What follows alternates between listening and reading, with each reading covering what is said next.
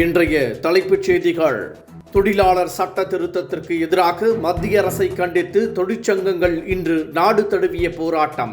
தொழிலாளர்கள் பங்கேற்பார்கள் என தொழிற்சங்கங்கள் அறிவிப்பு.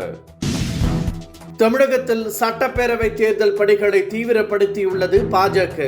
மத்திய அமைச்சர்கள் அமித்ஷா, பியூஷ் கோயல் ஆகியோர் நாளை திருச்சி வருகை. நடிகர் சிம்பு கூட நாளை அரசியலுக்கு வரலாம் என முன்னாள் அமைச்சர் சி.வி. சண்முகம் கருத்து. யார் வந்தாலும் திமுக அதிமுக இடையேதான் போட்டி எனவும் கருத்து. ராமதாசுடன் தான் சேர்ந்து பயணிக்க விரும்பினாலும் விசிக தொண்டர்கள் ஏற்க மாட்டார்கள் என திருமாவளவன் கருத்து. பட்டியலின சமூக வாக்குகள் தாவேகாவிற்கு மாற வாய்ப்புள்ளதாகவும் எச்சரிக்கை. விஜய் கட்சி ஆரம்பித்ததே தவறு என சீமான் பேச்சு. பழைய கட்சிகளுக்கு மாற்றாக கட்சி தொடங்கிய விஜய் அந்த கட்சிகளை எப்படி கூட்டணிக்கு அழைக்கிறார் எனவும் கேள்வி.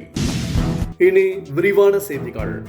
மத்திய அரசின் தொழிலாளர் திருத்த சட்டம் உள்ளிட்ட நடவடிக்கைகளை கண்டித்து தொழிற்சங்கங்கள் இன்று நாடு தழுவிய வேலைநிறுத்த போராட்டத்திற்கு அழைப்பு விடுத்துள்ளன. இதன் காரணமாக கேரளா உள்ளிட்ட மாநிலங்களில் போக்குவரத்து பாதிப்பு ஏற்பட்டுள்ளதாக கூறப்படுகிறது. தமிழகத்தில் இருந்து கேரளா செல்லும் பேருந்துகள், வாகனங்கள் உள்ளிட்டவை எல்லை பகுதியான கிளியக்காவிளையில் நிறுத்தப்பட்டுள்ளன. இதேபோல் புதுச்சேரியிலும் ஆட்டோ, டாக்ஸி உள்ளிட்ட வாகனங்களின் போக்குவரத்து பாதிக்கப்பட்டுள்ளதாக கூறப்படுகிறது. திருவாரூரில் 10,000 லாரிகள் நிறுத்தப்பட்டுள்ளன. தமிழகத்தில் வேலை நிறுத்தத்தால் எந்த பாதிப்பும் ஏற்படாத வகையில் முன்னெச்சரிக்கை நடவடிக்கைகள் எடுக்கப்பட்டிருப்பது குறிப்பிடத்தக்கது. மத்திய பட்ஜெட்டை கண்டித்து இன்று திமுக மற்றும் கூட்டணி கட்சிகள் போராட்ட அறிவிப்பினை வெளியிட்டுள்ளன. அண்மையில் தாக்கல் செய்யப்பட்ட மத்திய பட்ஜெட்டில் தமிழகத்திற்கு 1% கூட நிதி ஒதுக்கப்படவில்லை என எதிர்க்கட்சிகள் குற்றம் சாட்டியுள்ளன.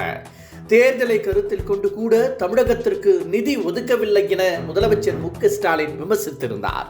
இந்த நிலையில் மத்திய அரசின் பட்ஜெட்டை கண்டித்து திமுக மற்றும் கூட்டணி கட்சிகள் இன்று மாநிலம் தழுவிய ஆர்ப்பாட்டத்திற்கு அழைப்பு விடுத்துள்ளன. இன்று மாலை மாநகராட்சி, நகராட்சி உள்ளிட்ட பகுதிகளில் ஆர்ப்பாட்டம் நடைபெற உள்ளது. தமிழகத்தில் தேர்தல் பணிகளை முடுக்கிவிட்டுள்ள பாஜக தேர்தல் வியூகங்களிலும் கவனம் செலுத்தி வருகிறது.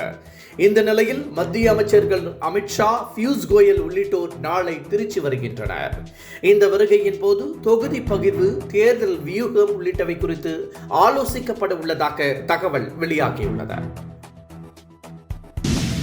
ஏற்கனவே இருக்கும் கட்சிகளின் செயல்பாடுகள் பிடிக்காமல் புதிய கட்சியை தொடங்கியுள்ளதாக கூறும் நடிகர் விஜய் அந்த கட்சிகளுக்கே கூட்டணி ஆட்சி என்ற ஆஃபரை எப்படி கொடுக்கிறார் என சீமான் கேள்வி எழுப்பியுள்ளார்.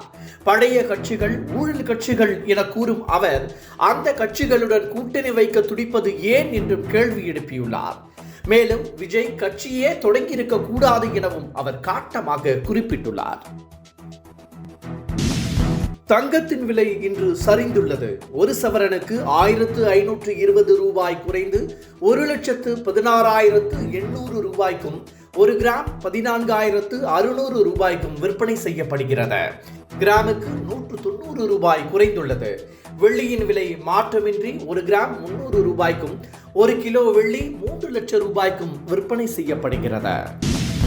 நடிகர் சிம்பு கூட நாளை அரசியலுக்கு வந்து கட்சி தொடங்கலாம் என அதிமுக முன்னாள் அமைச்சர் சி.வி. சண்முகம் தெரிவித்துள்ளார்.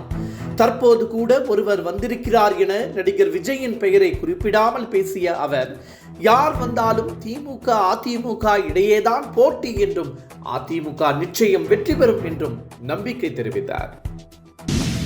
ராமதாசுடன் நான் இணைந்து பயணிக்க விரும்பினாலும் அதை விசிக தொண்டர்கள் அனுமதிக்க மாட்டார்கள் என தொல் திருமாவளவன் தெரிவித்துள்ளார். ராமதாசுடன் விசிக இணைந்தால் தொண்டர்கள் அதை ஏற்க மாட்டார்கள் என்றும், அது மட்டுமல்லாமல் பட்டியலின மக்களின் வாக்குகள் தமிழக வெற்றி கழகத்திற்கு மாற வாய்ப்புள்ளதாகவும் திருமாவளவன் கூறியுள்ளார்.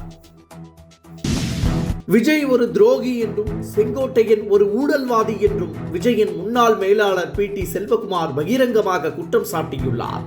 விஜயை நம்பி யாரும் செலவு செய்ய வேண்டாம் என்றும், விஜய்க்கு தோல்வி பிடிக்காது என்றும், அவர் தோல்வி படங்களை எடுத்த தயாரிப்பாளர்களை கூட வீட்டில் சேர்க்க மாட்டார் என்றும் கூறியுள்ளார்.